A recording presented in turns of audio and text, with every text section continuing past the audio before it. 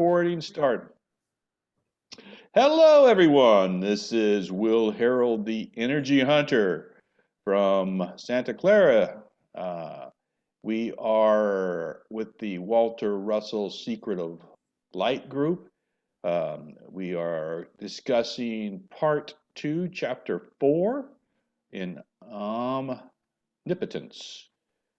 This will be recorded and then shared on YouTube on the Akashic Intelligence, the original AI channel.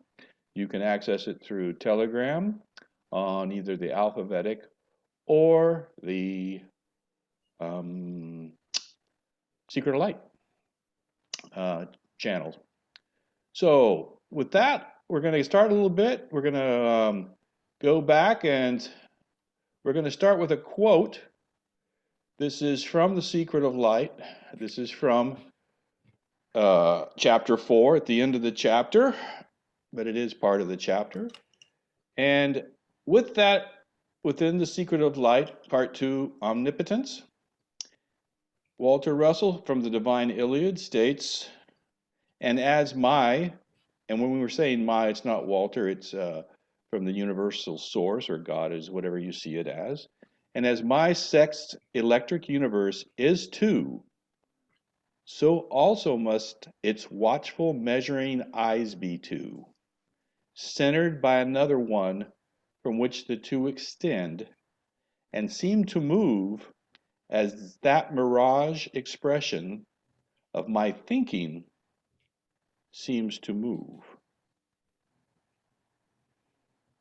So within this quote, we have the idea of my sexed electric universe, which when Walter talks about this, from God's perspective, the sexed electric universe is the two poles. We can say positive, negative, we can say male, female, we can say father, mother, we can say sky, earth.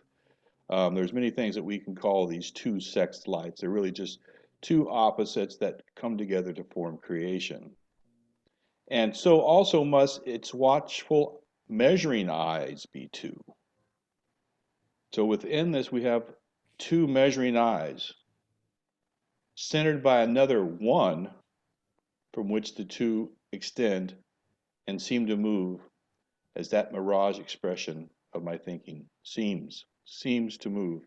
And this is one of the aspects that Walter really wants to hammer into us, is that what we see is an illusion that is fleeting, and that it is a making of our own thinking and electric waves. So does anyone get any intuition from this or thoughts on this quote?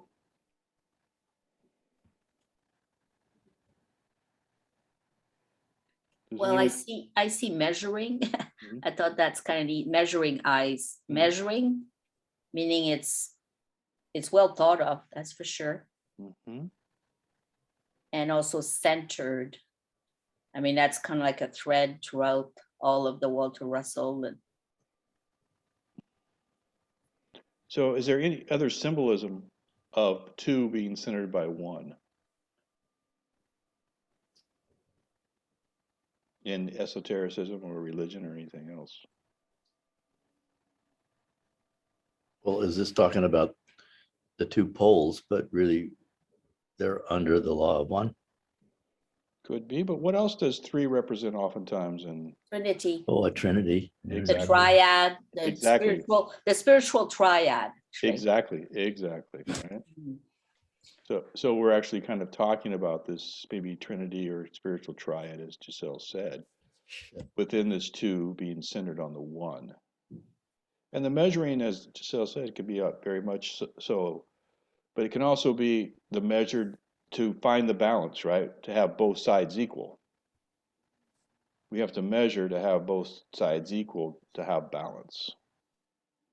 Because as Walter's going to state later, both sides, there's neither one greater than the other. So the masculine is not more dominant than the feminine, or the positive over the negative, nor the father over the mother. That's the equal balance within these two sex lights. That's important. What about a triad that is like a teeter-totter, but it can find a balance? Well, and that's what we have. So we have one side positive, one side negative. In the middle is the fulcrum, right? The triad. Okay, we're talking about the fulcrum now. But doesn't he say something about it has to be voided before it moves over to the other thing? Or did I miss something? No, it's both. No, both. From what we're going to talk about coming up here is that both are measured, both are equal, and both will cancel each other out.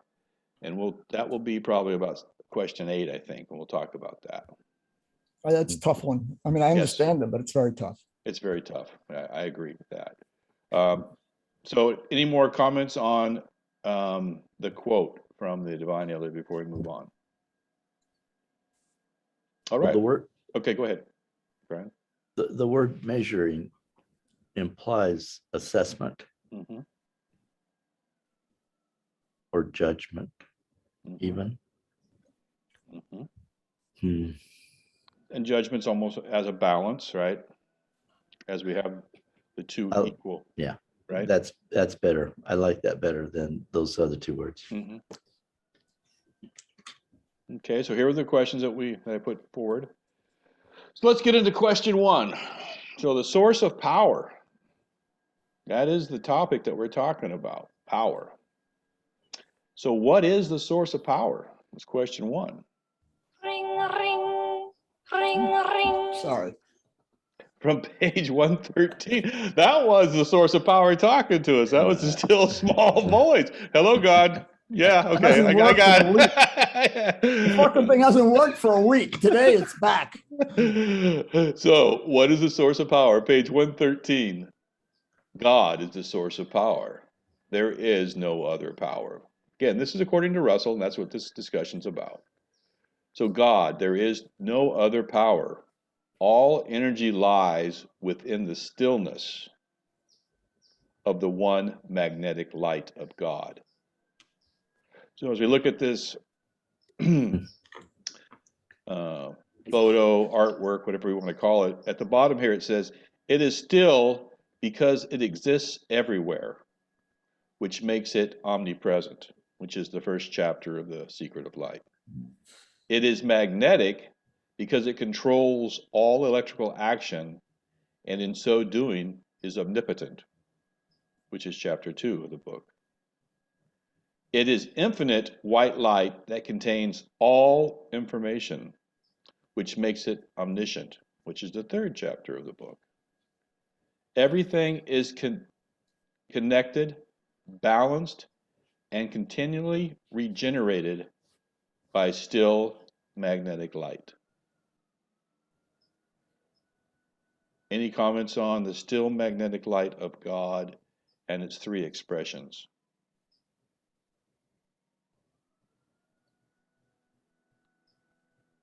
That quote at the bottom that you just read, is that in the book we have, or? No, it's not No, in the book we have. Yeah, I just like the way it's, well, I like the way, the progression of it, and it's really a synopsis of, each of the chapters, okay.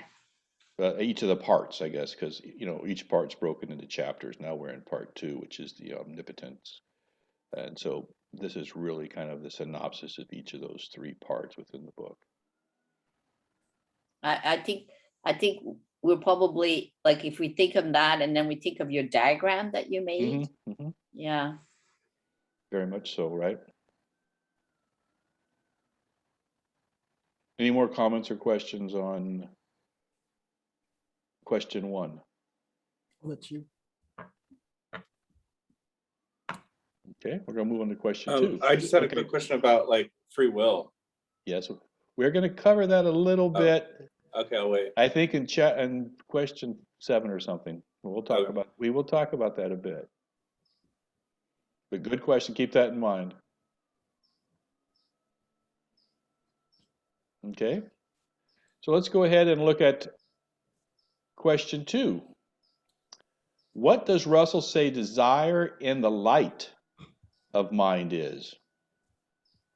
from page 113, the power quality of mind. Desire is the soul of mind, the will of mind. And it's couldn't really find many diagrams on it, so I did bring up this one. It says, the universe gives to those who ask without favor.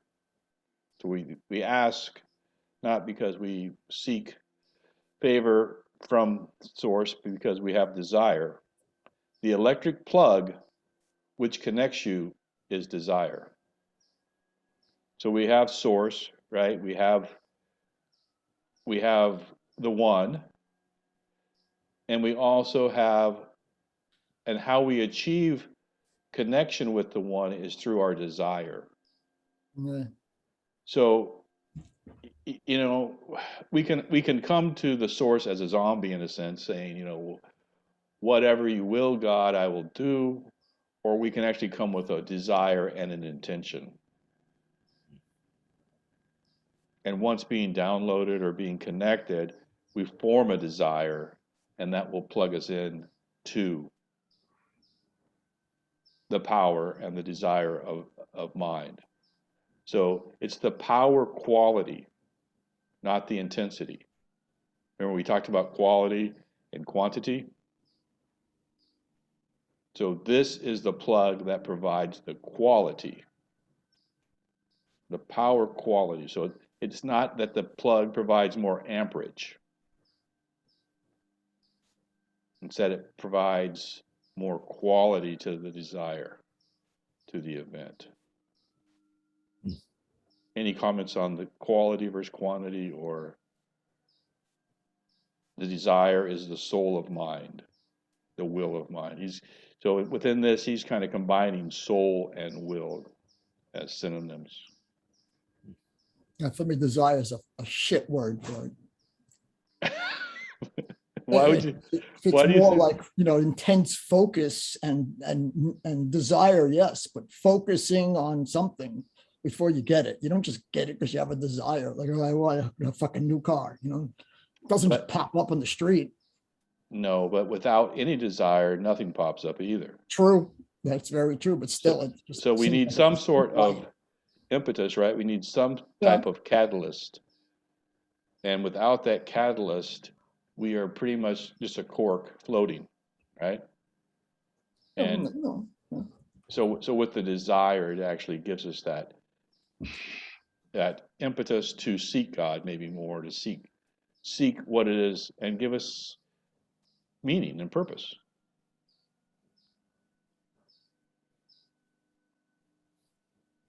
Any more comments on desire? That was part of my, I actually added that to my original sketch that I did, the diagram I did, in which, where does this desire actually come from? Is it from the heart? Is it from the stomach? Is it, I have this gut instinct, or is it from the heart? I have a heart feeling, or is it from the mind? Where does this desire actually come from? Is it come from our conscious self? Where does the desire? We don't really talk about it here, but he is saying that it is the power quality of mind. And mind and thinking are not the same things, right? Hmm. It's Desire true. in the light of mind. So mind is the knowing. Mind is the stillness, right? Mind is the centering point. From that, thinking flows. Mine's a stillness, huh? Yes, mind is a stillness. The mind of God is the stillness, not the electric thinking.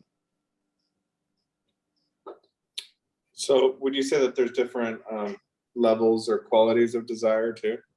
Yes, I would say that what he's saying here is that desire in the light of mind is the power quality. So it's the power, because again, what we're talking about right now is the source of power, right? That's this chapter.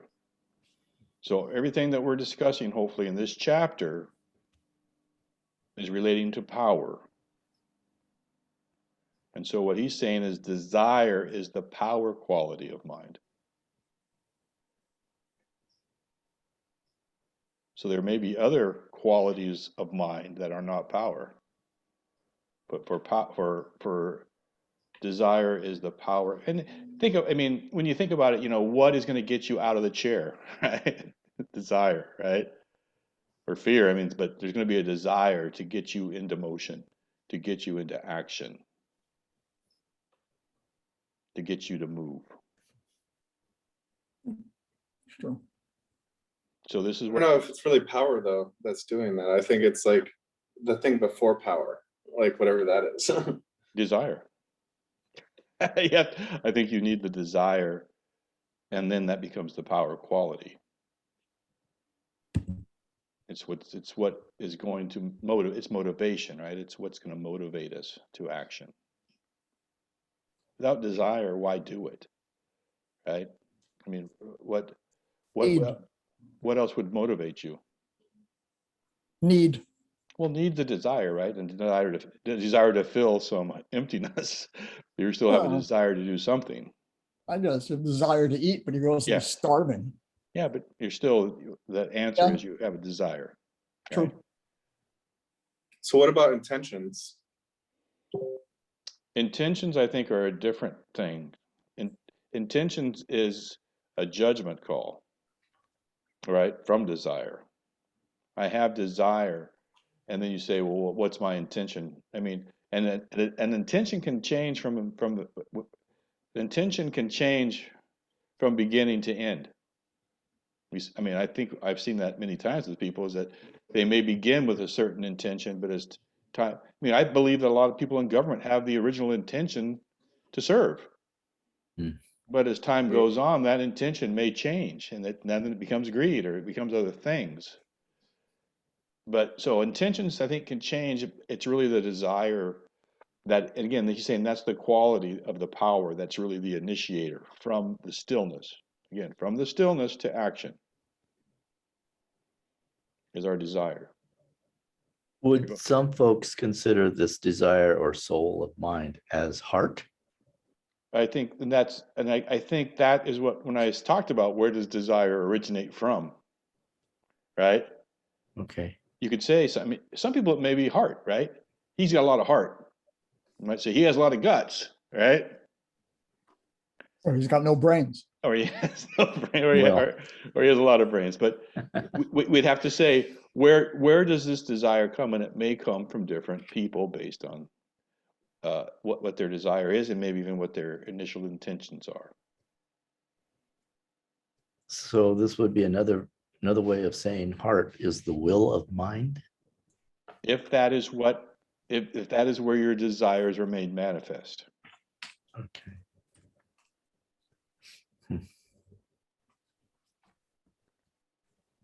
But that, again, when we get back into the pieces of the body, right? It may be where you channel, or what chakra you bring that into, but the true desire is going to lie outside the body. It's actually going to lie in your consciousness, your conscious awareness. Also not the heart chakra. That may be how you manifest. That may be how you bring it in to the Okay. body, Okay. right? But the probably initial manifestation would be in a higher range, in the conscious range outside the body. Okay. And then you make that see, because we have mind, right, of God. And then that is going to be, through the vortex, through what we've seen, is going to come in to us, right? We're going to seek the one. And we're going to get into this a little bit more. Let's move on a little bit and be clear as we move on. So let's look at this one. This is one I kind of put together myself here. So what is mind and what is servant? So mind is light at rest. Electricity is the servant. So electricity gives moving form to the idea by performing the work necessary to produce it. So I kind of put together this little sequence here of mind, which is sleeping light. See, it's kind of snoozing there. And that goes into electricity, which gives form.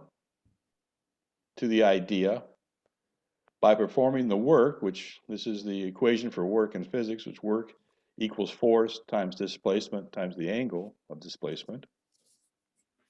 And then that will produce the idea in matter. So we have mind, sleeping light, comes desire, gives form, provides electricity, becomes two sexed poles, right? We get the positive, negative, male, female, get the electricity going here. We polarize it, right? We polarize the magnetic into electric.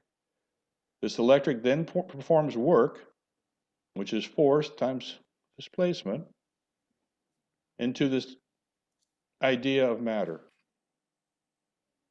Or if we kind of look at my other one from last week, which I added a little bit too, is magnetic is cause, which is stable and still. In comes a wave.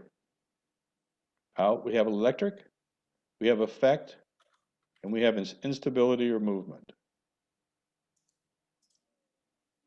So any questions or comments on mind at rest, electric gives moving form by performing work to produce the idea in matter?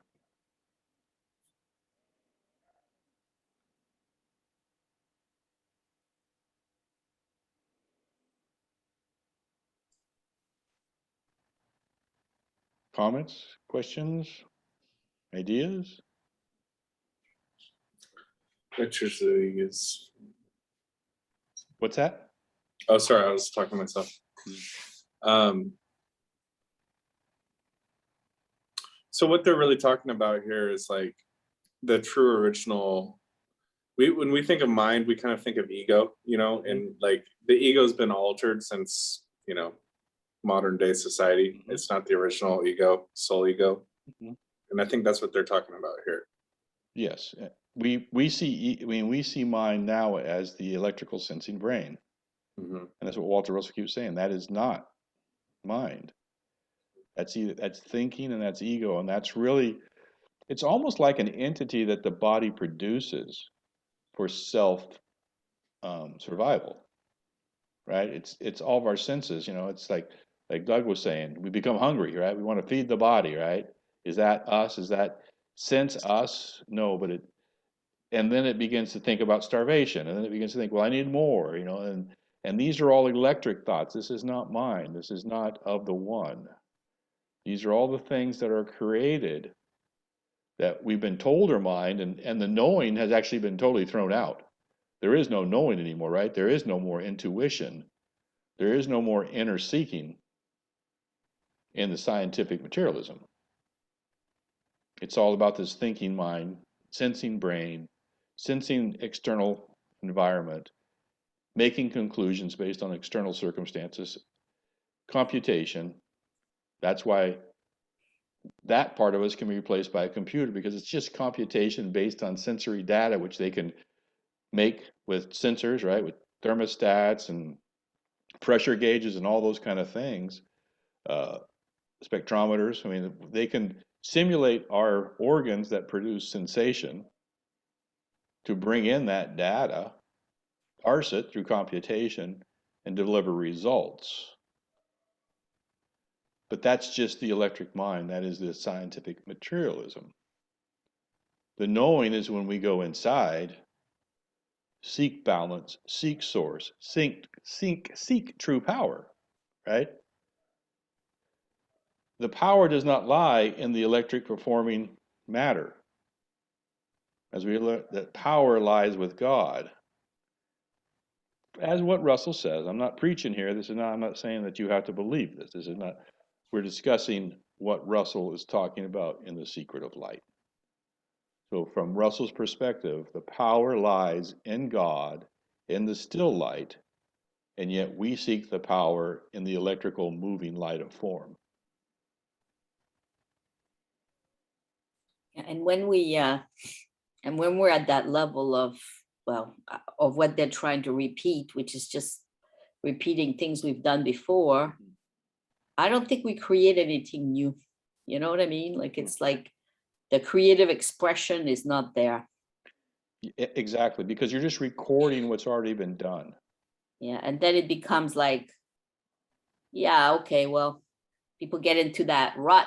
I don't know what to call it, but and then they don't grow anymore because they just crystallize now in a pattern. And They create a circuit, right? yeah, it's Well, like kind of a yeah, self-fulfilling prophecy, yeah, it's I'm just this, I'm this, I'm mm, this. I don't know, just it's a circuit that actually will carve pathways in your brain even that you will continue to follow. I mean, they've talked about that with learning that when they brought in TV, that a lot of children today can only learn through their eyes. They can't really learn through listening as much because they're so overrun by sensory perception from the optics that they can't really read and comprehend anymore. They need multimedia. Everybody would rather watch YouTube than read the book, right? Because the story's told. For the most part, most people would rather watch YouTube. Very few people are reading today, right? That's why Right. that's why all the bookstores are closing. Someone mentioned this last week in our chat in Telegram about what you just said, that he needs visual aid, Yeah, that exactly. he struggles with, like reading aid. And Mhm. personally, thank God, I like to read stuff. I mean, I could tell from a picture, but Yeah, and again, all different. if I was to ever play like TV trivia from shows from the 60s, 70s, and 80s, I'd probably win hands down, right? I love the movies and shows. I mean, but I also, love books. But in order to read, you have to sit down and become still, Right. That's the whole reason. and that's a very difficult thing to do when you read. I mean, for most people, it's just really to sit down and be still and read, you know. And so, what Walter Russell was trying to get us back to again is the stillness, the knowing, and away from all this busyness and doing and thinking and masticating thoughts, right? And just generate. I mean, it's just you get into this loop, as Giselle was saying, that it's just a kind of an endless. There is no solution there because the mind will keep working, will keep coming up with different scenarios to where if you sit in the stillness of thinking, the answers are given. You do not have to generate answers. The Well, answers the are ego, there. people think they are the mind instead of understanding their, spiritual beings, I guess is the word I Correct. seem to But use. but as we talked about here, where was that? We talk about that? I forget where that was. I think it was in that one quote right here, where it says that Seeing that. in its infinite white light that contains all information, right? So within that light, and that's why, when I talk about Akashic intelligence being the original AI, right? That within this ether, within this white light, whatever you want to call it, that is all information. And so we don't need to go outside that to actually um, learn. And I think this is what Walter was trying to get at. And that's, this is very contrary to what is being taught today, is that Well, well, we need to actually have this white, we need to have the books, we need to have more learning, we need to have more um, reading and exploration of written materials. And what Walter's saying is that no, we need to get back to source. We need to get back to this stillness, and then we can generate new forms, right? Because this is really new forms that are coming forth. how do you get away from the whatever you're reading is not like what we're dealing with today, lies, basically. Like, And that's why I yeah, think that, as I've said many times, that's why Steiner said there is no knowledge but intuition.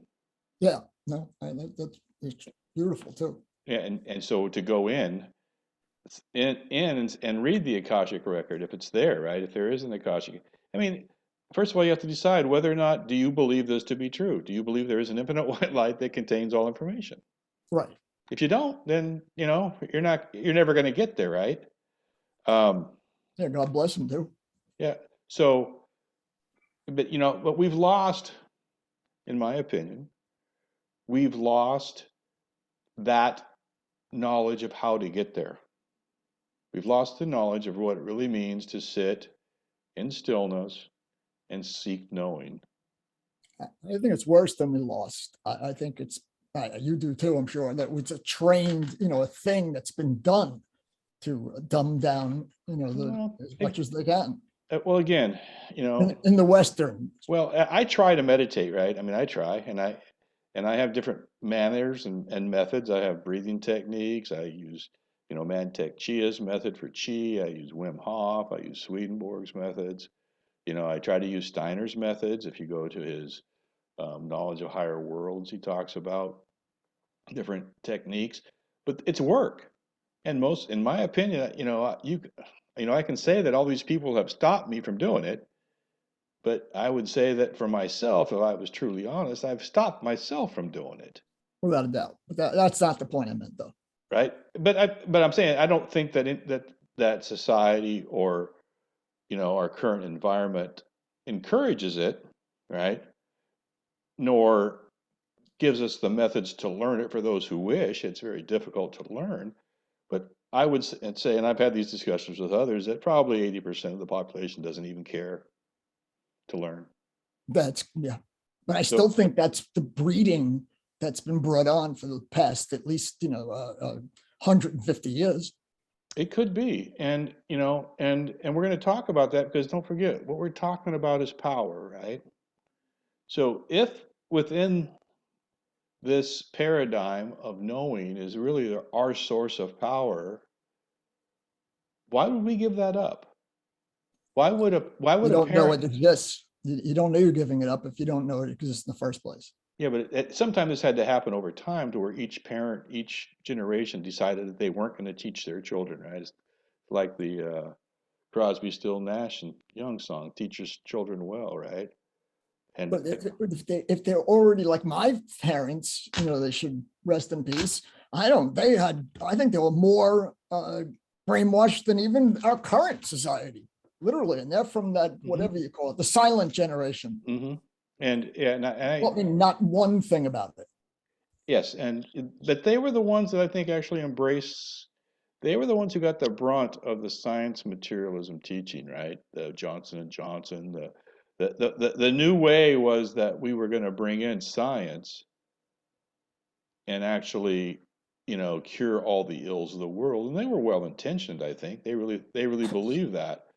But in order to get there, they had to give it's. There are some chats and things that oftentimes we think we have to throw, because we don't live in paradise now, we might have to throw away everything we know to actually achieve the paradise we seek. And, maybe the fallacy is in seeking the paradise, because as Walter Russell says, it's in constant motion. You never get there, right? So you're always a dog chasing its tail. So you're never going to get to a parasite state and stay there, paradise state and stay there. It's always evolving, and so we have to change with it, right? We have to constantly change our perception of paradise, basically, as into that, and carburetor it or whatever, or funnel it through the sense that it is in a constant state of change always, and it's all an illusion. I know for myself, I mean, I only recently learned maybe 3 years ago about, that I am not the thing talking in my head telling me to do all this crap. Mm-hmm. Mm-hmm. But I thought it was me, and I talk about it still like it's me, but that's certainly my understanding of the best thing we could do for ourselves, at least in my case, is to understand that the crap going on in your head is just fucking not you. It's not, and that again, if we get back to this next question here, question 4, what allows man to create? Desire of mind, right? Without desire of mind in man, his power to create could not be. So we've seen this diagram before. We shared on it a few times, right? Where we have the body out here on the outer, right? In the middle, we have mind, right? And then within here, we have the qualities of mind, which is love, idea, These are things that can't really be measured, right? Instinct, inspiration, concept, all these things that are going on. And then on the outside of that, we have sensation. So this is where we have heat, cold, wet, dry, pain, pleasure, all these things. And then we have the body. But man lives out here. Most men live out in these outer rings. And Yes. then we get this electrical sensation that comes in, which then goes to what Walter Russell would call our electric mind. And we believe that to be us.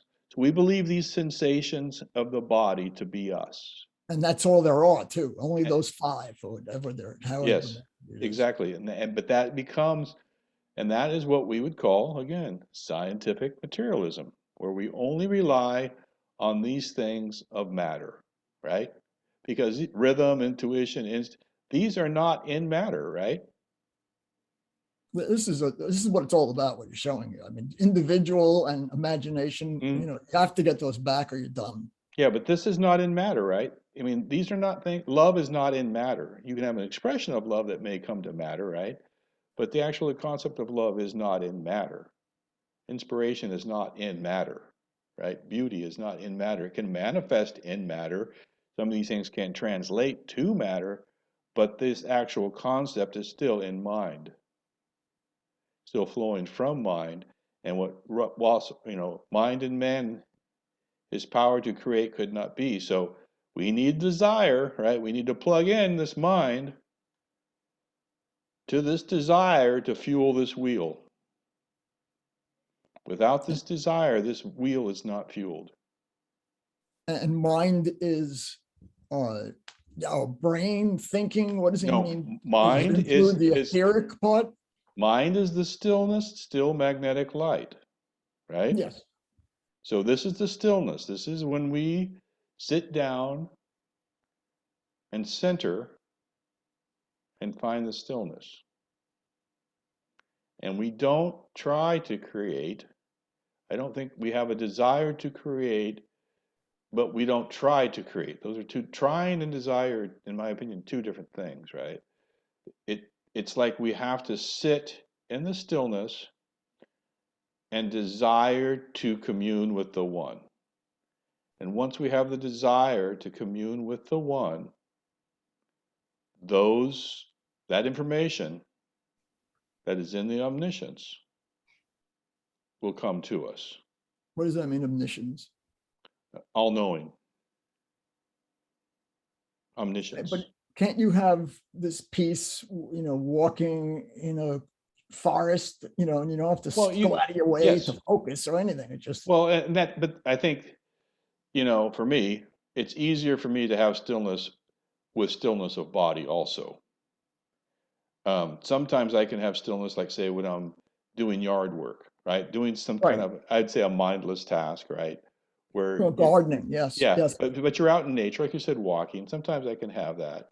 But sometimes it's easier for me to sit in stillness when I don't have to worry about doing anything at all. I mean, you got to be careful about having oneness when you're operating, like I said, power tools or in the garden doing something that may take more concentration, right?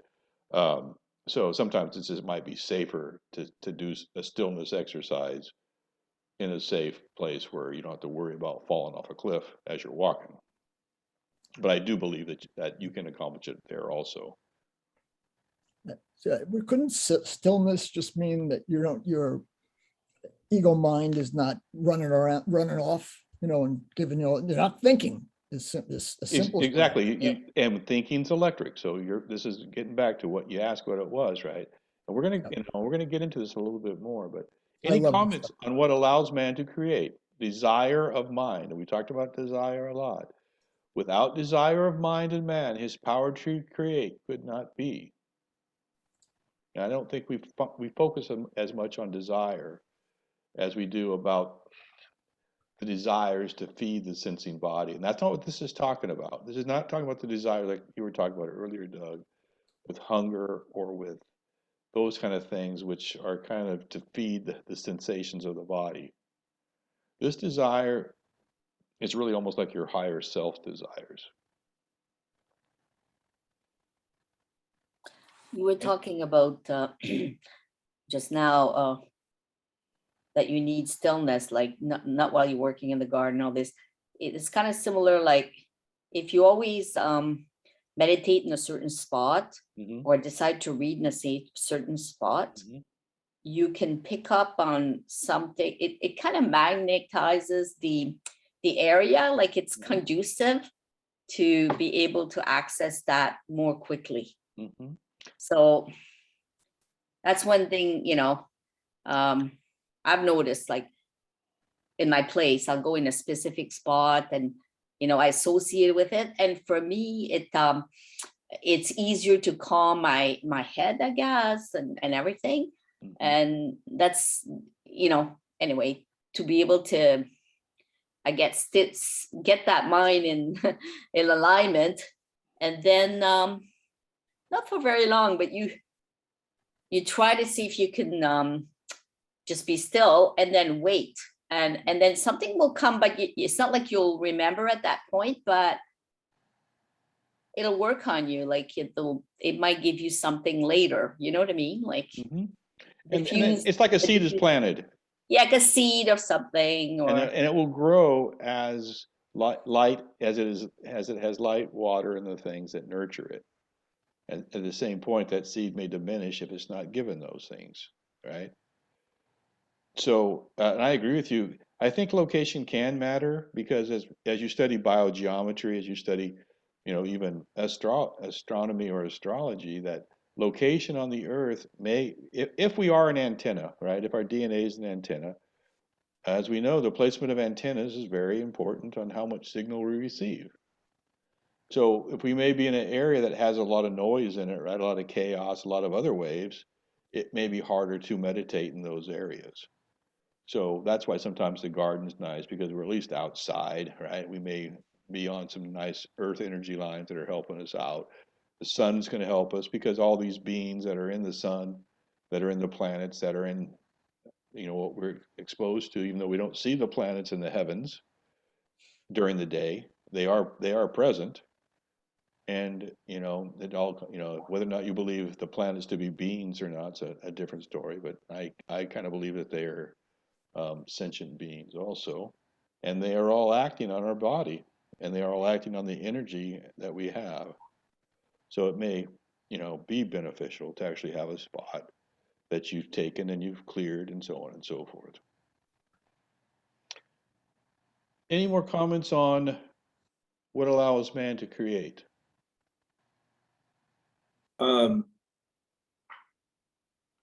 This is going to sound kind of counterintuitive, but all these sensations are actually what you need to get in touch with in order to be present.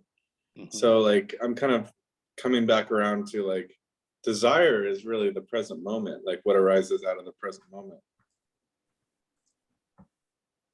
It could be. He's not really defining what desire is. He's just saying is what is required.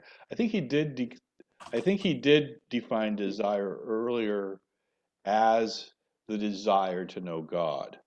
And God can only be found in the present moment or experienced in the present moment.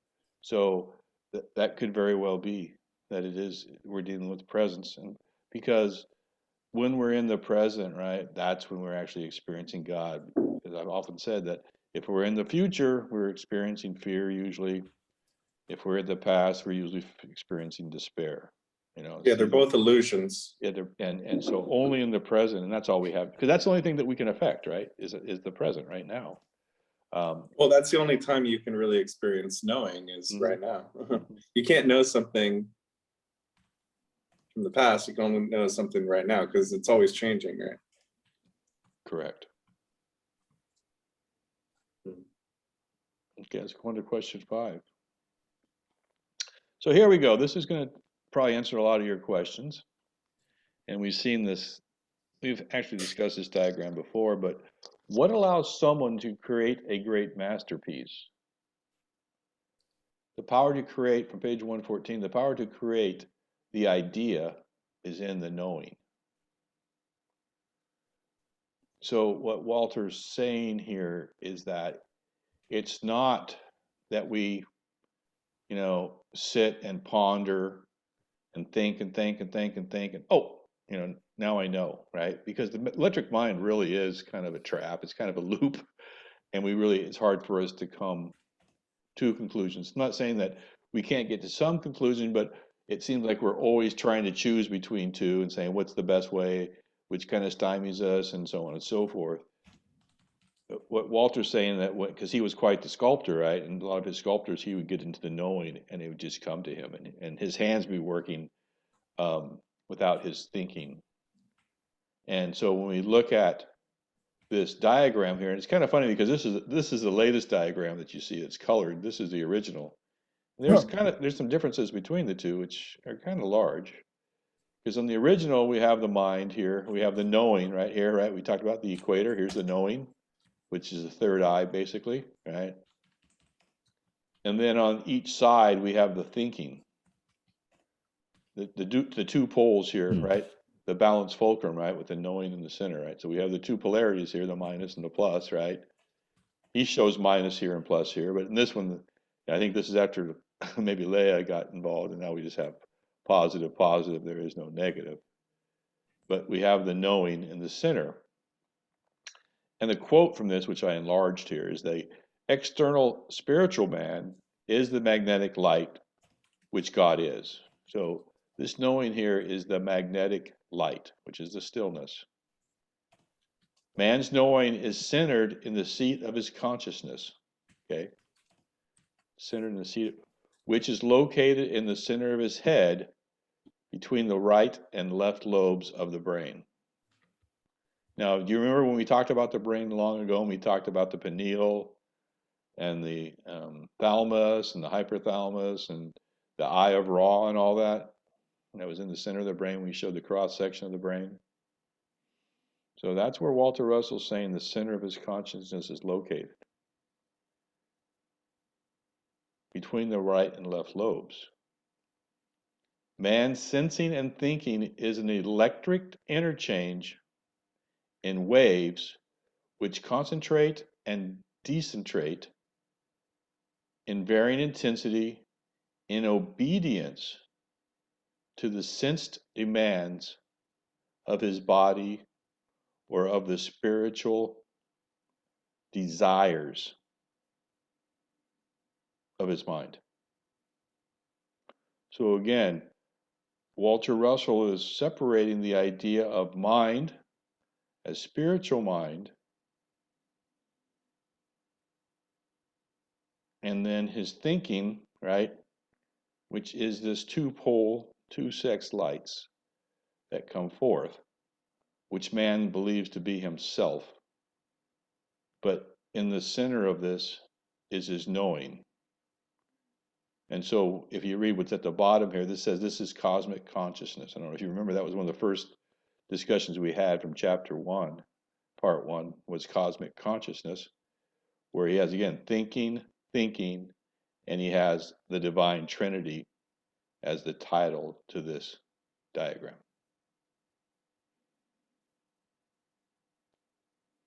And so within this, back to what Grant was asking earlier, is man's free will in the choice of his obedience to the sensed demands of his body or the spiritual desires of his mind?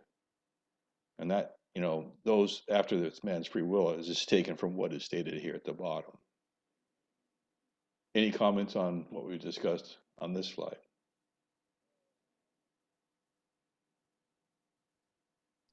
I think the answer to that question depends on the level of consciousness, because I think your priorities change based on if you're a, if you're an NPC, non-playing character, or if you're, totally unconscious, just going,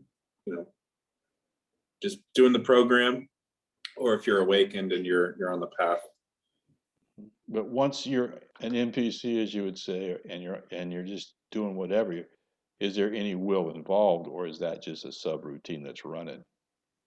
And you've made the choice that you decided that you're not going to develop the spiritual desire. I think it's like your innate, yeah, it's like your innate will. Maybe it's a choice that's made for you. I don't know who makes the choice, but I know that you're not in control of that free will because it's like obviously they're sleeping.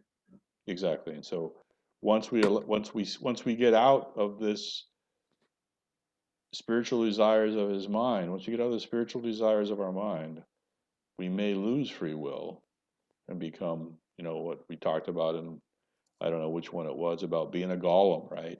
The idea of the golem, the zombie.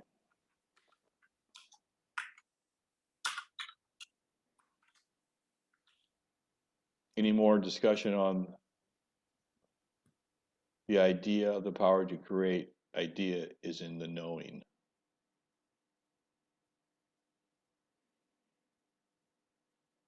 All right, let's go into question 6. Look what we got here. We're back to the fulcrum, which we discussed quite a bit last week. Russell uses the image of the lever and fulcrum to express energy springing from rest, seeks a point of rest, and returns to a condition of rest. Where does he say the energy is manifested?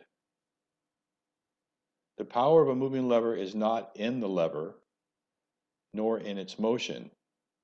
It is in the stillness of its fulcrum, from which it borrows its ability to manifest the power of its fulcrum. So what Russell's saying is that the power does not lie out here. The actual power lies within the stillness of the fulcrum.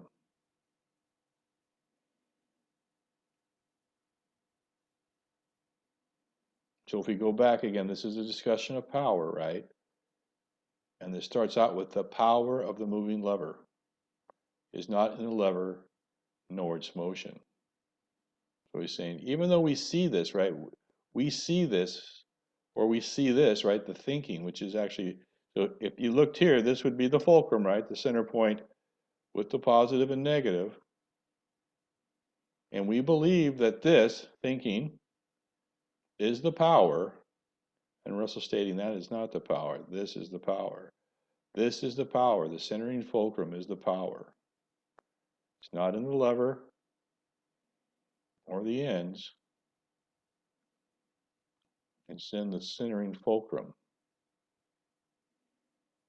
And again, as we say, each side is balanced in the lever. Neither one is greater than the other. It's a balance. This is where the measuring comes in. These are measured to be equal, but opposite. Any comments or question on the lever and where does man's power and the lever come from?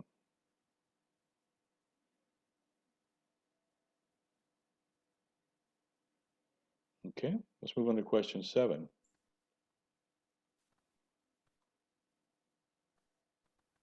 What is the fulcrum in man and the universe? From page 115, God is the fulcrum of man and of the universe. Neither man nor any moving thing in the universe has power within himself to do anything. So again, we're getting back to the question of power, right? Where does our power come from? Where does the power for anything come from? Where does the power in the universe for any moving thing in the universe come from? And from page 115, it says, God is the fulcrum of man and of the universe. Neither man nor any moving thing in the universe has power within himself to do anything. And as you may remember, we talked about this quote a couple of weeks ago from the Divine Iliad, which said, Know thou, therefore, that time is not, nor are there moving things which change, nor there life, nor death, nor cold, nor heat, nor good, nor bad, in my universe of me. So we have the idea that none of these things actually exist, and without God, nothing has power. So for centuries, the church and many mystics have debated the question of, if God is the power of everything, can evil exist outside of God? Any comments on that? On that question?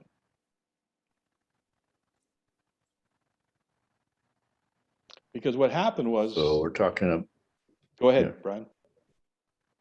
Go ahead, Brian. well, we're talking about evil as one of the polarities of Well, a again, negative.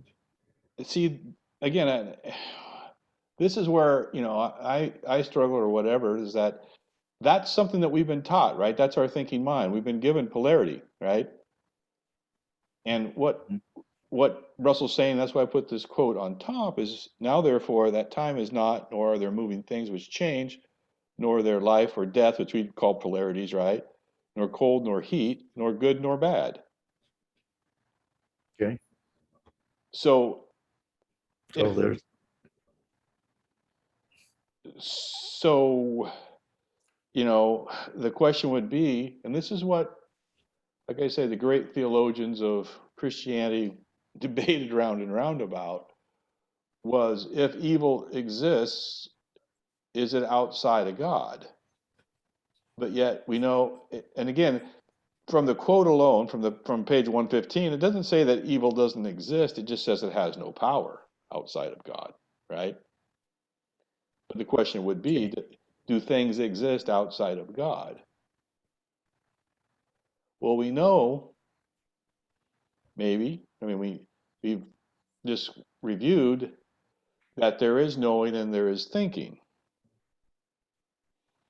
Now, the thinking in man may manifest what we may call outside of God because it's not God-centered, but God still allows that to occur, because if he didn't allow it to occur, it wouldn't occur. But the question is, if it's not God-centered, does it have any power? Because that's the chapter we're in right now, right? It's power. And God is saying, from Russell saying here, that God is the fulcrum of man, and neither man nor any moving thing in the universe has power within himself to do anything. So if it's outside of God, would it have any power?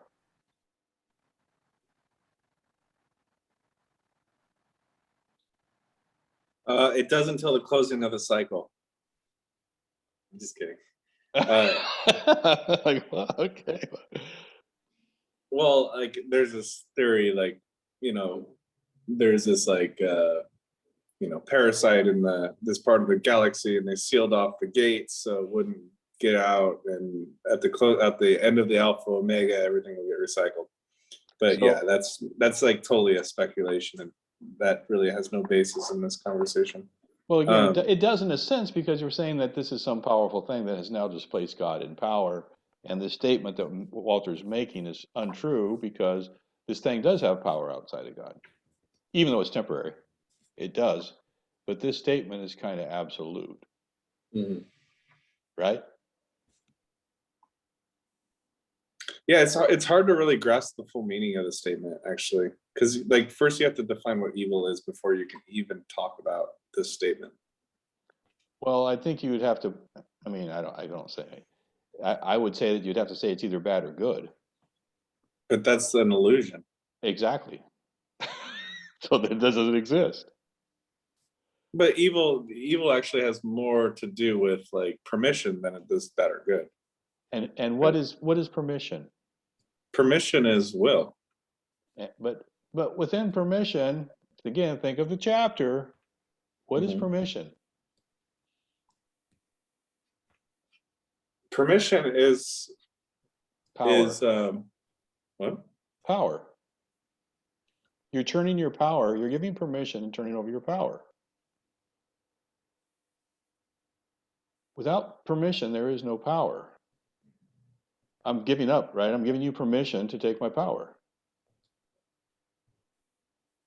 Okay, so I could steal your Pike's Starbucks, or the lady at Starbucks could steal it from you, but you could give it. You could like say, "Hey, have a sip." Mm-hmm. Which one is evil? Again, I wouldn't say that either one is evil. I would say that my question is, within evil, where does the power lay, right? And so the idea is that within God, only within God is there power. If we have something that's outside of God or not manifest of God, there is no power in it, unless I may give my permission, and then I give my power away. Yeah, I guess it comes back to like what do we think is important? Because obviously this statement is basically saying that everything that we value as important is not important. Correct. So let's just go fight evil. Like there's no death. Like let's go do it. Let's get rid of it. But there may not be any evil either, because we have no good nor bad. Well, I mean, there's definitely things that are like haunted about this place. I don't know if it's good or But do bad. they have power? I mean, they have power over the illusion. But how do they have the power? Who gives them that power? Well, it's all an illusion, I guess. I don't know. I just kind of I wrestle with this Yeah. statement. Yeah, and I understand, and so do I. But again, We- this is a question of power. Go ahead, Brian. We give it permission Mm-hmm. to exist. Mm-hmm. I would agree with that. I was We- thinking that we're not centering enough so that we let fear come in. Mhm. It's like this so yeah, so you know, because you keep saying about permission and all this, and at the end of the day, and how does it have power? It's because we're not looking inside enough, so then we're scared of what would happen if I do this, Mhm. or I don't know. And that comes from living in the future, right? What would happen if I do this or if I do that, right? So you're making a future scenario where you're going to be placed in fear, right? And we're not living in present, correct? And it's also attachment to these recordings we have inside, or memories, Mm-hmm. where, oh, when it was like this, it was so beautiful. Mm-hmm. So, but if we, and you know, sure, I mean, it was, but in a sense, it was in our little world, let's say. But when we understand more the impact of some decisions we made, that affects, like, because there's no, what happens in Africa also, whatever's living there or whoever's living there, it's also what we do here affects them, and what they do affects us, because there's really, it's all of us together. So it's kind of, when people talk about places where there's evil, well, I think it's where love doesn't exist, and also it's ideas that are not are no longer useful to us. We've actually understood more, or you know, we are finding that higher spiritual qualities, I guess. So there's a lot in there. I mean, Mm-hmm.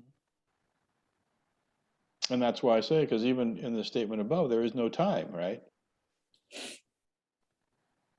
And so when you're talking about, you know, what happened in the past, what may happen in the future, they all are now. That's an illusion, right? There's no past. That's the way that we parse it in our electric brain, but in our knowing, we see it all as one. And that's the difficult thing, right? That's a difficult thing to comprehend, that there is, in the statement above, there is no time, right? Nor are there moving things which change. And that's in this stillness. And once we get in this stillness, and I'm not saying I can do it, right?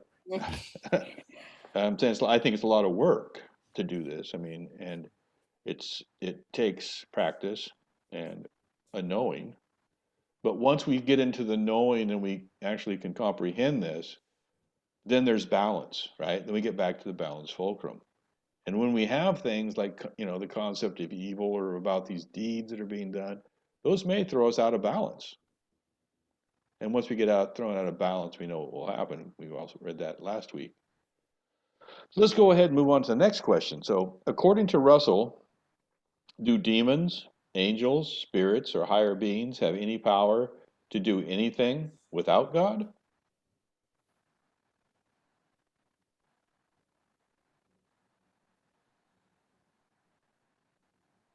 This would go back to the question on the left-hand side.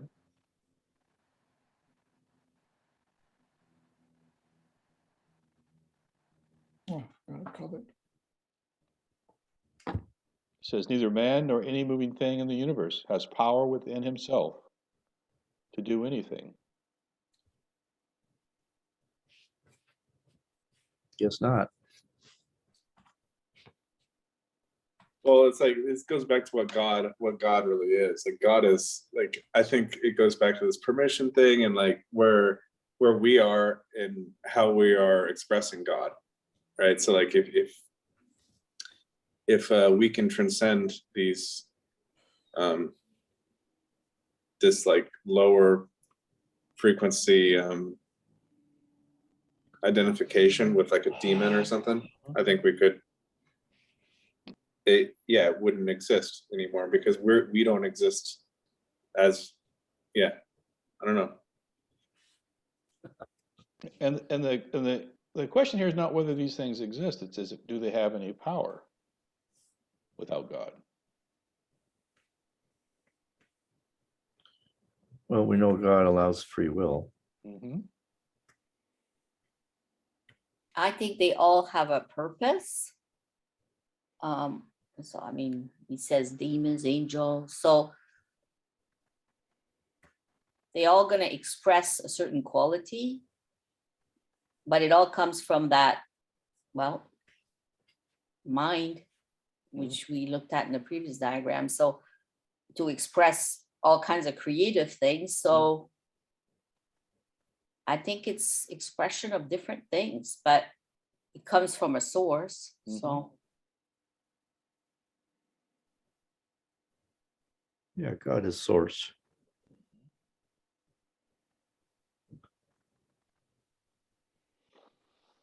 So the next question is, if evil can exist outside of God, would it have any power?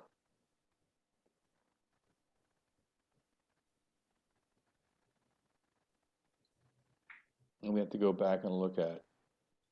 well, not if the plug is not plugged in, no. Correct. I mean, I'm correct, just- right? Correct, right? Well, I don't know. I'm thinking of that plug example you had. So Yeah, that was a mind plant. Yeah, that was an image. yeah, you had that plug thing there. Anyway, sorry.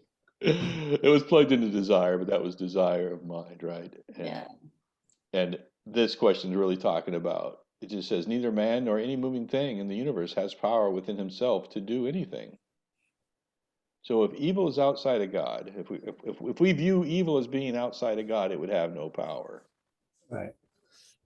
And again, I'm not saying there isn't evil. I'm just saying that if we view evil as being outside of God, it would have no power. And so the corollary would be that you'd have to view it as being inside of God. And do you think that God would allow evil to exist? That's kind of what that road you go down to, right? And that's the great debate. This is not a new, it's not a new question I just thought of, or this has been going on for thousands of years. That if it does exist, it has to be within God.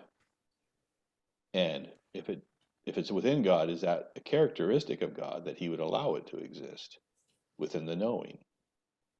Or is our perception of evil, is it a construct that may not be there, but is used to put us in a state of fear or in some other state of unbalance? Because we know that if it's not of God, it has no power, at least from what Russell's saying again. This is a Russell study, and that's what we're talking about here. We're not talking about other cosmologies. We're talking about what Russell's stating in this book. And so the last question would be is how can evil have the appearance of power? How can it have this appearance or this illusion of power? By keeping us in that the example with the head, by keeping us at the level of our senses at the material world. Yeah, like may look like we have no choice, and you know, in despair, right? Yeah. In victimhood, right? Yeah. In the maybe the idea Yeah. of broken or sinful, right? This will keep us in that polarity on both sides, and we won't ever get to the knowing in the center. It can only have the appearance of power if you allow it to have the appearance of power. Right, by consenting. Yeah. By also not developing any kind of discernment. Like I've asked a friend of mine, I don't know, a couple of years ago, just, have you thought of this, or have you looked? And, it was always, well, how do you know what to look for? It's like, oh, I don't think I could do that. Or so at the end, they would rather not look at anything because they can't decide, which is kind of sad, really, but that's what it is. And we're going to talk about that in a little bit here. So coming up now, right? This, again, for some reason, I guess it's because this is my upbringing, which is a Christian church. It always brings Bible stories to my mind when I discuss these things, right? And so this is, again, the source of power, and this is Jesus before Pilate. Now, some may not know Christianity and the story of Christ, but this is just before Christ was crucified. Christ came into Jerusalem, and he was saying that he was a king of the Jews, but his kingdom was not of this earth. And so the Jews accused him of calling himself a king, and that there was no king but Caesar.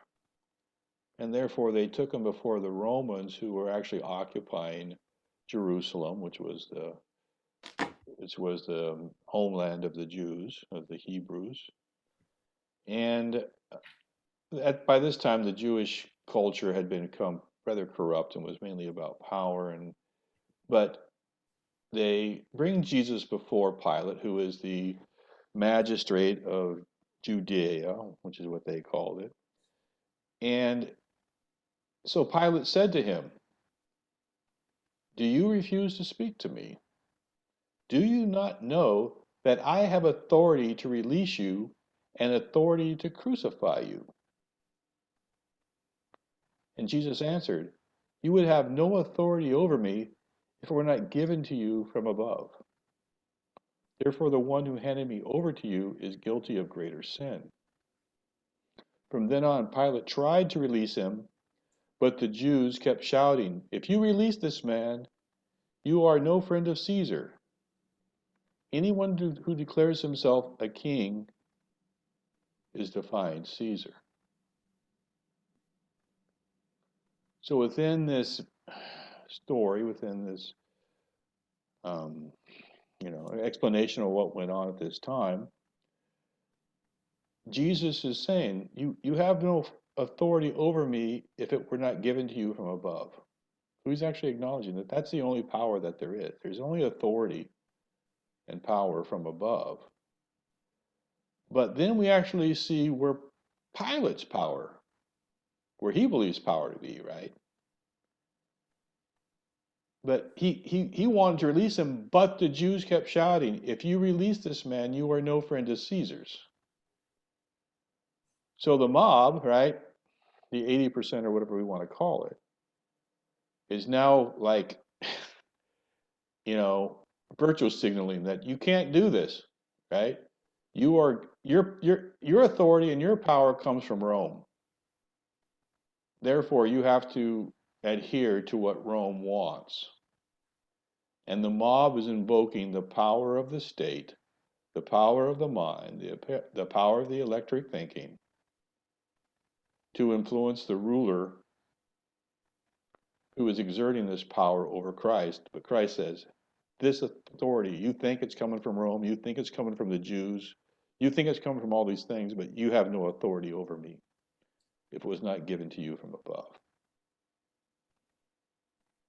Any comments on what I've just said?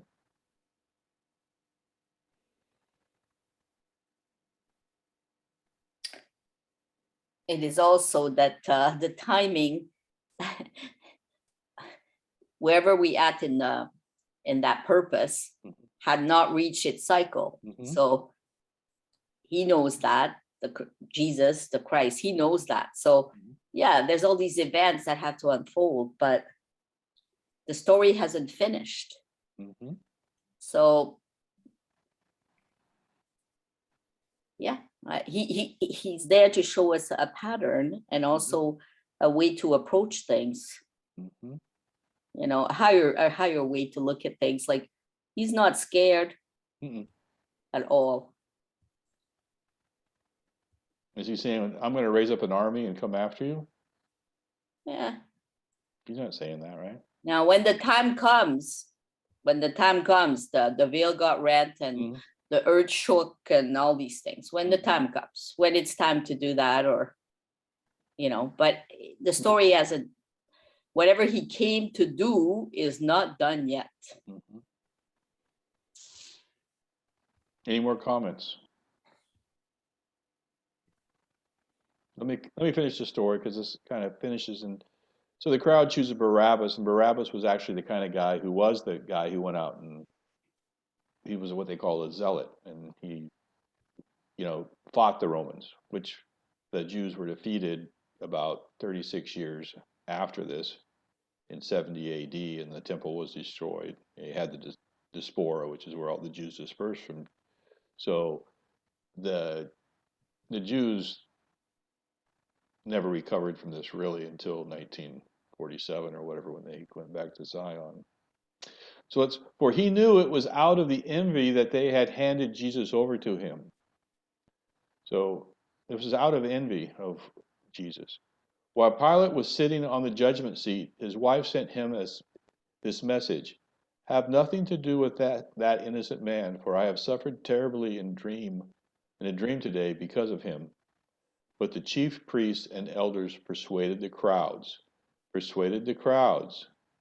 to ask for Barabbas, to have Jesus put to death. So, does anyone see how this may relate to what we're experiencing today?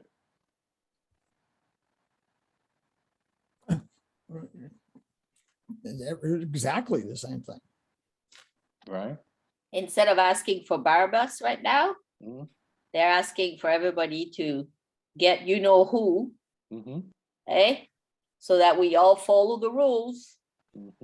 We become the same. No more creativity. No more standing for personal responsibility. No. Everybody should just follow Rome, or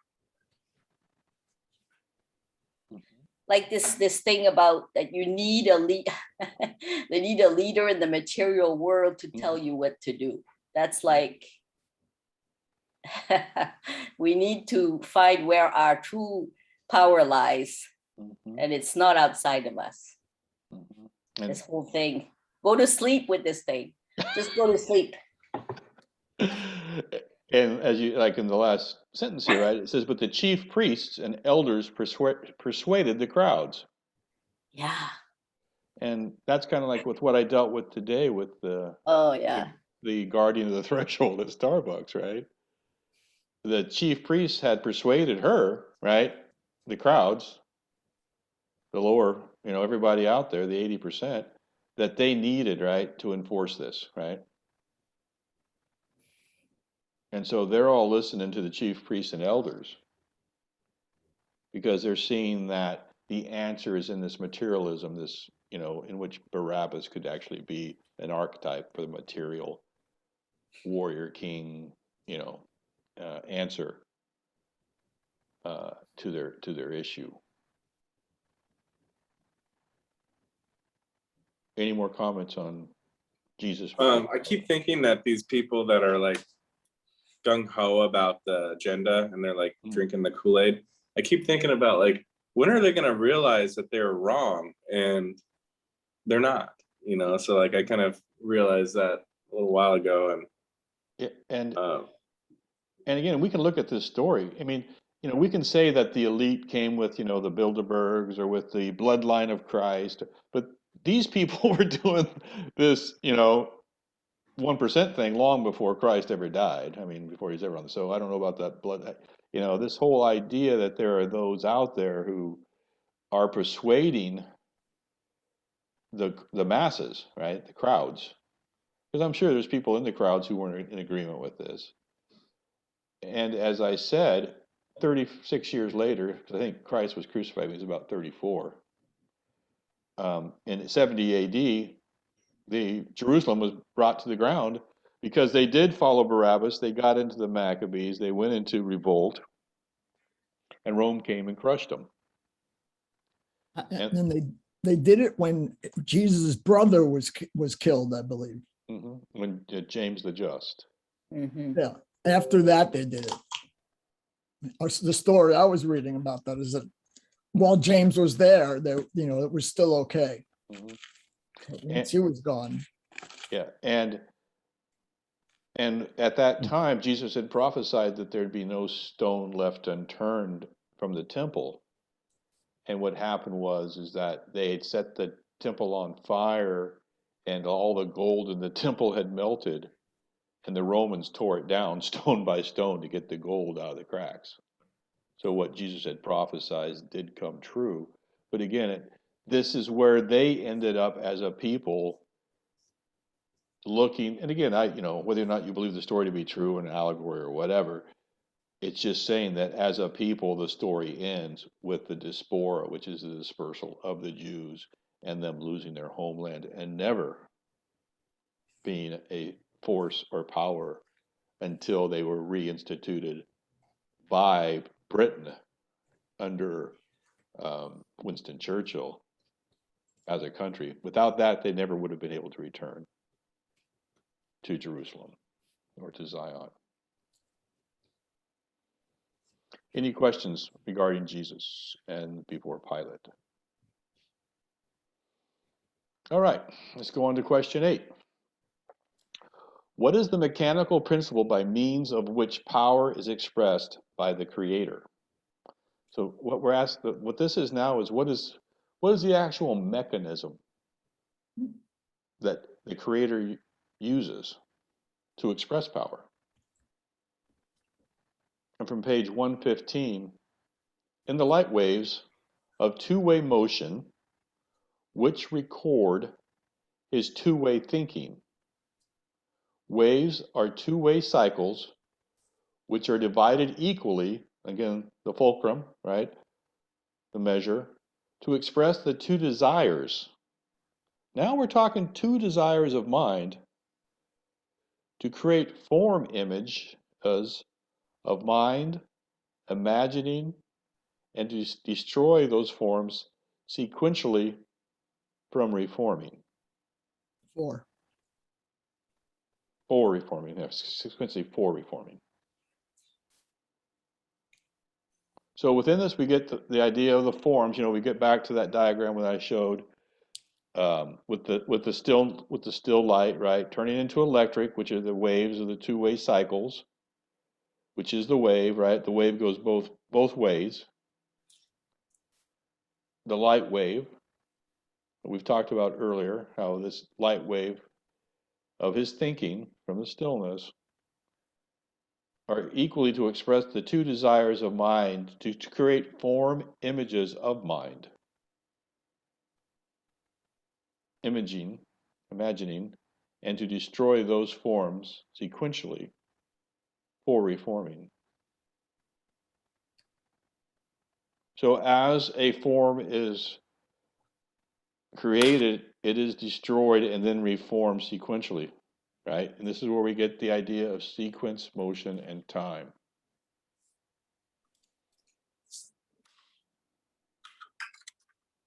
That's why Russell states it's an illusion, because it's just this forming and reforming of a fractal image. Would you say, William, then that's what happens our body? Like, we're not able to see all the processes and all the regeneration that happens, when we sleep, and Mhm. you know what I mean? Mhm. We think we're so solid here. Yeah, and I mean, and really, we're just a bunch of atoms, right, or whatever you want to call it, Floating around. that has more holes than solid. It's just that our senses are only set to a certain scanning, gauge, that we see it as solid. If we had a different perception, we would see it as just a bunch of energy.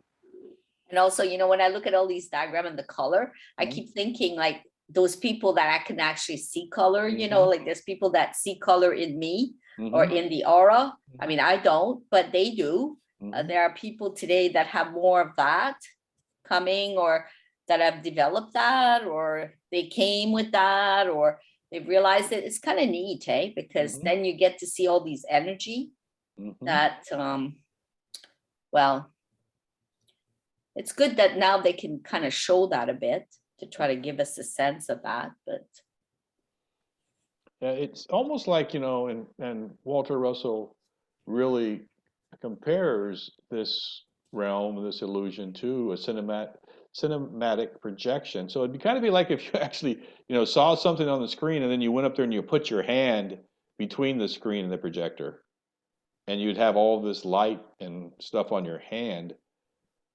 and that's really like you're capturing this two-way light, right? You don't really see the image, but you're just seeing the light that's being projected from the projector, and yet the image is on the screen.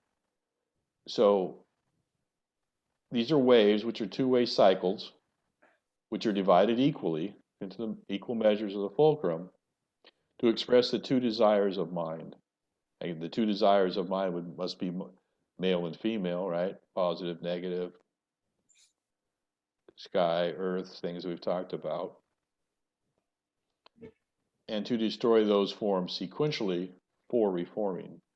So we're actually seeing the same thing over and over again, in a sense, but we're seeing it sequentially as the mind is developed and the thinking goes forth. This is a tough concept. Any comments? Yeah, to make it even more complex, we're using diagrams here in 2 dimensions. Mm-hmm. And these waves have to be in Yeah. the reality of the illusion in 3 dimensions. Yeah, they're actually toroidal fields. They're more fields, and waves, right? Yeah. And some of the diagrams we do have are three-dimensional. It's just as we get back to this idea of matter right here that Russell talks a lot about, right? The cubed and the sphere, and so on and so forth, is actually a three-dimensional image. But that's a good point to make, Brian. Thank you. Any more comments on this two-way equally expressed that is destroying those forms sequentially for reforming? But this is just this is just one little spectrum of the electromagnetic spectrum. What about the rest of it? Well, again,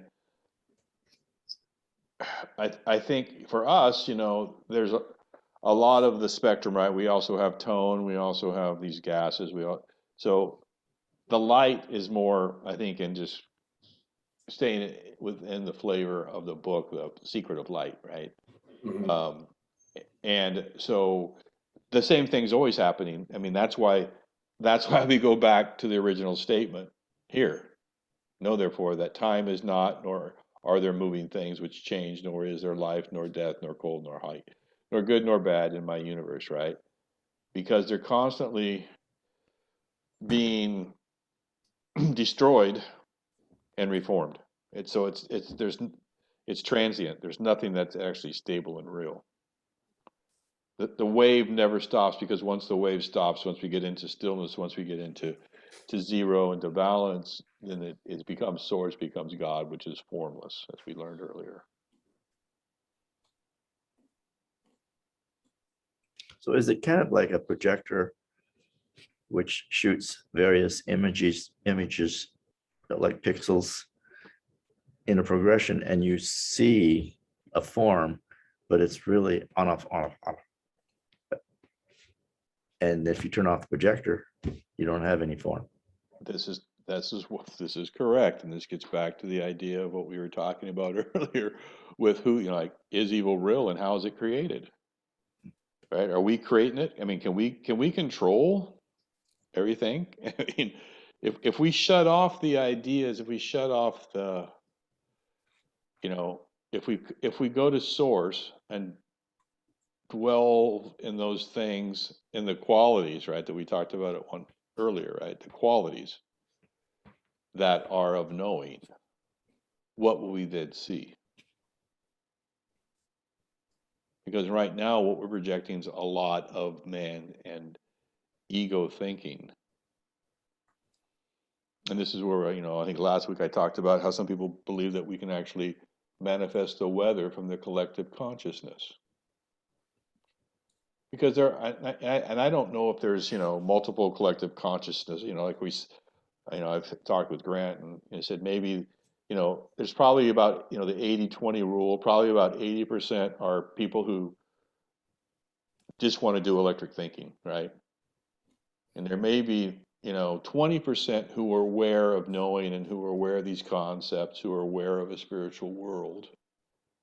And within that 20%, you may have the 1% or whatever, who would be what we would call the elites or the controllers, or those that want to dominate and control.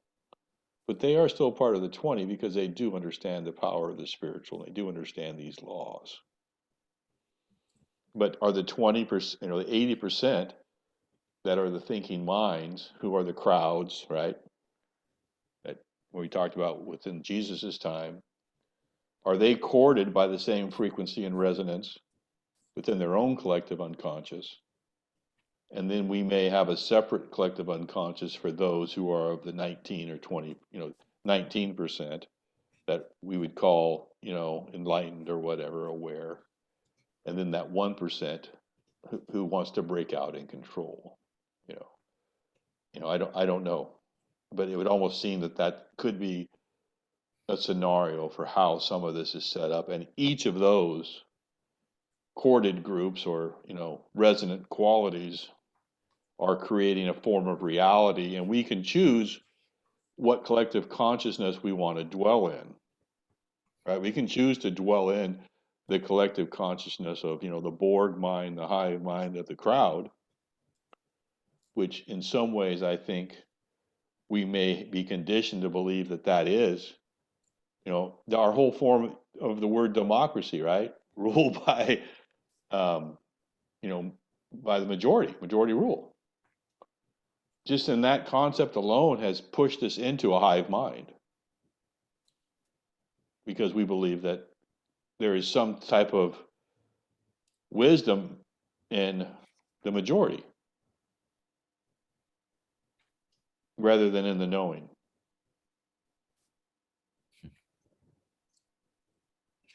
Any comments on what I just said? Well, I know there are people that are, well, that are calling for more light to dissipate, you know, ideas that we've been, you know, people think without thinking, you know, they just think all kinds of ideas and it sticks out there, I'll say, and it has to be dissipated.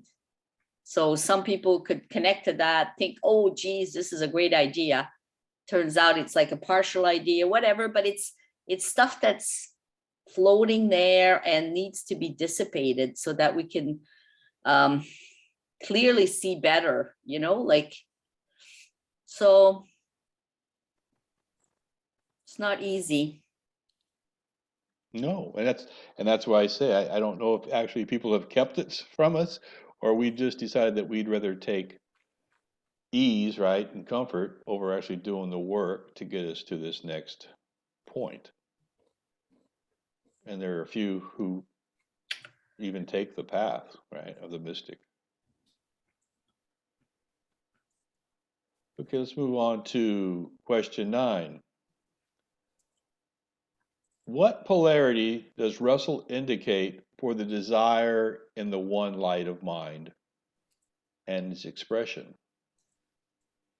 From page 115, desire in the one light of mind is positive. Its expression in the two lights of opposed motion is negative. Every expression of power in nature is negated by its opposite expression. So this one's kind of throwing me a little bit for a loop, because now we're saying that the one light of mind is positive. Its expression in the two lights of opposed motion is negative. So we're talking polarities. Comes out positive, goes to negative. So it may mean that the one light of mind is still kept, but as it goes into, so this may be, I mean, again, I'm just thinking out loud here. Everyone can, correct me. But if the one light of mind is positive, that may be why we call the light of the Father, because it's male. And male is positive. So the one light of the male would remain positive, and the light that's generated is the female, which then would be expressed negative. And those two may negate each other. But it's not actually two lights, it's actually the one light staying positive, but the second light actually becoming negative to create the polarity, so that they are opposite but equal. Any comments on that? I mean, this really reminds me of unity consciousness. Like when you're in unity consciousness, there is no like good or bad, hot or cold. It's like everything is just bliss and love and universe. There's like a universal nature to everything, and you can actually like go through your life story in unity consciousness, and like it gives you a new like perspective on it. So then like its expression in the two lights, which is like 3D non-unity consciousness, that's like the polarized consciousness of polarity that we're in right now, that's bad or negative, because anytime the pure light goes into duality, non-duality goes into duality, well, now you have a problem, because you just split it in half. You just split unity consciousness up. So now it's not unity consciousness. Yeah, and again, when we say things like it's a problem, right? It's a problem for who? I mean, it seems Well, like it's a problem. It's a problem from the perspective of being in nature. Then you got when you're the opposites to balance each other. Yeah, but without duality, we wouldn't have trees. We wouldn't see anything. I mean, well, I'm just saying, like in the state of consciousness that we're kind of our daily waking state is not unity consciousness, And this is, and I think what you're calling unity consciousness, Russell would call cosmic consciousness. That was the term that he used in his time, and that's the state that he's trying to get us to, right? So within that state, that gets back to when we're in that state, there is no bad nor good. There is no, time. There is, but now when we're outside of that, then we may see evil. We may see good. We begin to have those concepts, right? And so we should have started with question 9, to be honest. that's not the way the book starts. Okay, so this is page 115. It's a progression, I guess. We have to get to that question. We have to prepare to get to that question. Exactly. You have to prepare to get to it. We have to. There's a reason why he plugged it that way. I'm sure of it. I mean, Grant likes jumping to the end, but that's okay. It's the engineer needs to like know the full. Yes, exactly. So within this, as we see in this diagram, right, and this is taken out of the study course, we have the wave, and then we have each point of light that is at its apex, right? And within this, we have the cube, and so on, and point of light. So every expression of power, okay, don't forget, this chapter is about power, in nature is negated by its opposite expression. So that's why we have this constant flux between the two bidirectional lights, which is negating each other to form, and by that negation we have an image, and that's what we see and experience. Okay, question 10. How many of the negations can man's senses record? From page 116, the senses are limited to the perception of but one of these negations at a time, and then only in small fractions of whole cycles. If the senses could record the whole of each cycle both ways, they would record stillness, not motion. For every action would be voided by its oppositely flowing reaction. So if we actually saw both sides of the waves, because it stated earlier, we only see one side, so that we see this motion, we see this progression, and it's moving usually in the forward. I mean, it moves in the forward direction in time. It doesn't move in the backwards of time. We don't see that side of the wave, because if we saw them both, you just see stillness, because they'd be constantly occurring, dissipating, recurring, dissipating, and it'd be this constant just stillness. There'd be no motion. So we only record the one side of the wave. And only small fractions of that. So like it's within that picture book, those flip books that we talked about earlier, where you're flipping the images and you see the motion. Your mind's really only, even on most motion pictures, you're only recording or seeing a certain portion of that image. You're not seeing every frame. That's why they hide some things for subliminal messages in some of the frames where you don't really see it. Your subconscious mind sees it, but you don't see it, and it's registering like popcorn. They used to put popcorn and sodas and things in these frames inside the movie so that you get thirsty or hungry or whatever. And that's the way our mind works. It's very much, they took the mind and they actually made the motion picture, I'm sure. So in the diagram, it says the inadequacy of the senses to record the backward flow of forward moving things causes the illusion of sequence and time. Any comments on the concept of how we see, and that we only see one direction of the wave, and the reason for that? It's all an illusion. Welcome to the grand illusion. Come on in and see what's happening.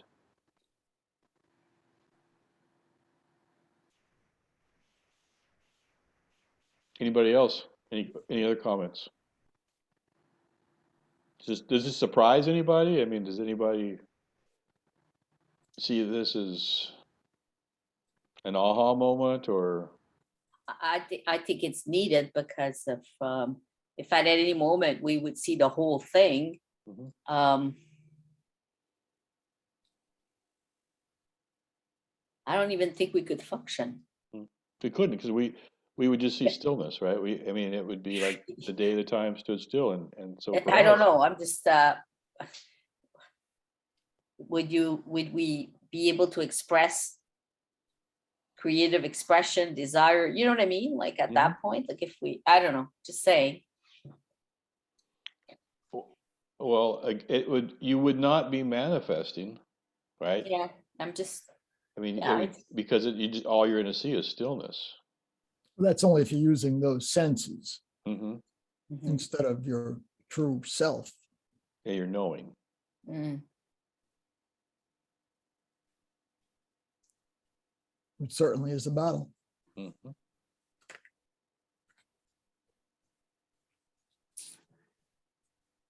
You would not have an inclination or a need to do anything. You may have a desire. instantly manifested? The desire might be the goal, the end thing, obviously not.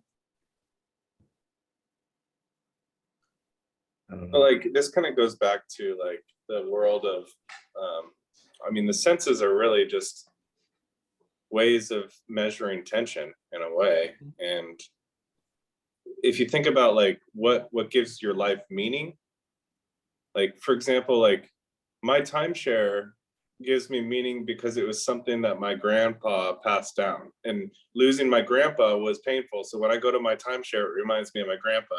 That thus there's meaning there. So there's like pain there. So I guess like meaning to me like goes down to pain, which kind of leads to senses, or like this recording mechanism of the tension of pain and pleasure kind of thing. But like the real senses, I think, go beyond the physical senses. They're like, I guess we have like multiple senses. Like you can center your consciousness to see the back of your head. In certain meditations and stuff, which could be a sense, I guess. Is that still, we're just kind of stretching our senses? I don't know. Well, it would be like, there are certain children who are said they can read books with a blindfold on. Yeah. Which Exactly. would then say, where do the eyes or the sense of sight actually, are our eyes how we actually see? Yeah. Or do we just feel because we are getting a sensory perception through our eyes and through this light, and that's where we see from? And it could be that that's not how we see at all. That's only how we see sensing objects, right? That we actually can see things outside our body because I think there was actually a guest on Alphabetic who talked about this too, from Hawaii, who had cataracts and couldn't see, but he could read and everything else because he had centered his consciousness into a different body where his sight was not centered on his physical body. Nice. Yeah, there's this fun exercise that I do every time I go to the grocery store now. I try to like listen to the person's conversation like down, like way across the aisle. And if you get really quiet in your mind, you can like start to hear their thinking. And what's really cool is like when you can like look up and count all the tiles, for example, and then like how you start doing it, it's like you start doing little questions like that. How many tiles were on the ceiling? And then like eventually you'll just start noticing all the details and your senses start to expand. But yeah, that's, sorry for the quick aside, but that's No, and that's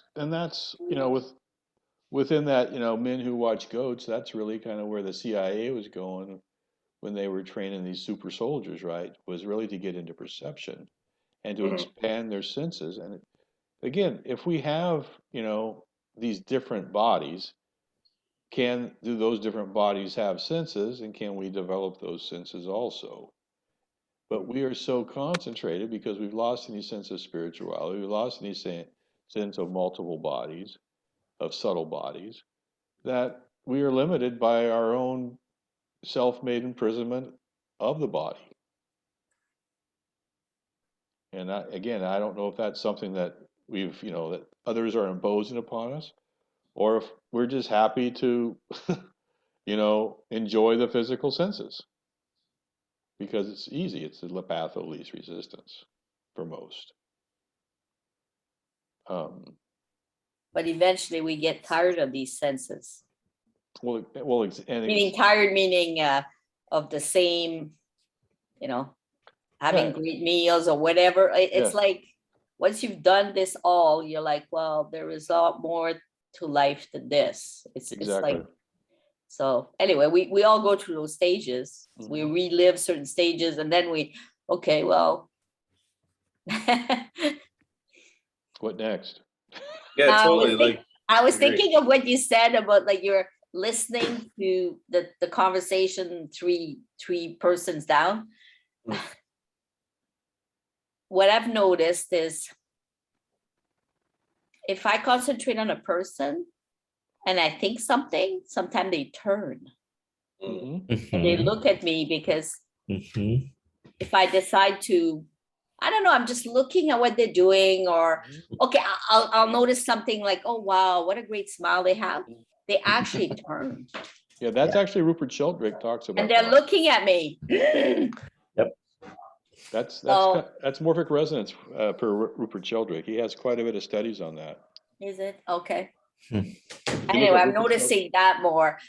The other thing I'm thinking, and I don't know if you've done any work on that, William. In Steiner's work, it is said that there will come a time where we're going to have to be able to protect what we're thinking so that people cannot penetrate what we're thinking. Mhm. Mhm. So I'm just telling you this, like it's been on my mind for a while, like that. Yeah, like there'll be all these things around us that are trying to read our thoughts, read our inner self, but we have, well, we need to learn how to, yeah, it's a way to be able to be in the world without being in this world. Like, Mhm. like, so I'm not sure what that is, but that was said. And I keep thinking about this, that how will we do that? Well, again, I think it's through biogeometry. I think it's through orgone, right? I think it's through energies that we protect ourselves with, Faraday cages. I mean, there's certain things that we can take, which are the resonances of different aspects of the earth that are our protection. And I think that we can develop that. And that's, on the alphabetic co-op, I think I told you that I was discussing with Bear. Did he Yeah. think that BG3 and orgone were the same thing, Is that right? And he said, yes, they are, He thought they were. And I think that once we actually begin as a community to stop calling the same thing by different names for branding or whatever, Mm. and begin to actually concentrate on those energies that are healing, helpful, and beneficial, and how we can manifest and generate them, we can actually provide protection for each other. After you kill the fucking elites, yeah. Well, I don't know if that's the answer, Doug. Well, it would be enjoyable to watch Kate's hang. Well, be careful on what you manifest. But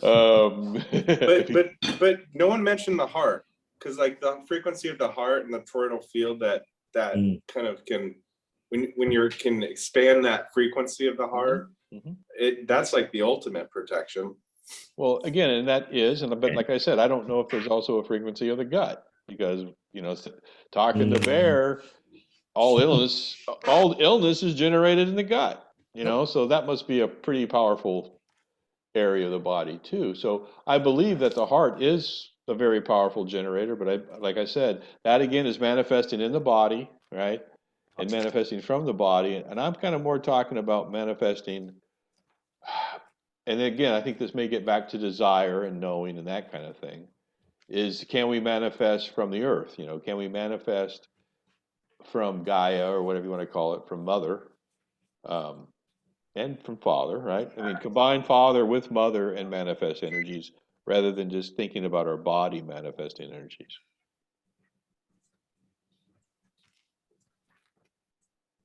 But I agree with you about the heart, eh? In one of the meditation I do, the first thing we do is we concentrate on the heart, and the heart chakra, sorry, and feel this softness, and then we go to the mind. So it's a combination of things, but yeah, definitely the heart, we have to develop that. You guys heard of the Merkaba? There's a real power in there. Totally. Yeah. Have you heard of Drumbelow Melchizedek? Yes. He talks about like this Merkaba that you can create, and it's basically like the heart is like think of it as like the hub of the wheel, and then you have the energy from the Christed consciousness, where you have these tubes of light that come through the head from the heavens, and then you have it from the root, from the earth, and they come together and they create this explosion. And yeah, that's how I see the protection that you're talking about. It's like this kind of field kind of coming together and creating this like. I like that. I've forgotten about that. Like, I mean, I looked at his work many years ago, when I was reading all kinds of stuff at the time. So, but there's all this, like, yeah, that Merkaba thing. I mean, I'm sure it's out there, it's being discussed, you know what I mean? Like, well, obviously, you're mentioning it, so. And so I do agree that that's where our protection comes, within those energies, within unity of, you know, those who are concentrating on those fields. All right, well, that's the end of our discussion for the day. I'm going to stop recording. Thank you. Thank you. Yes, you're all very welcome, and thank you guys for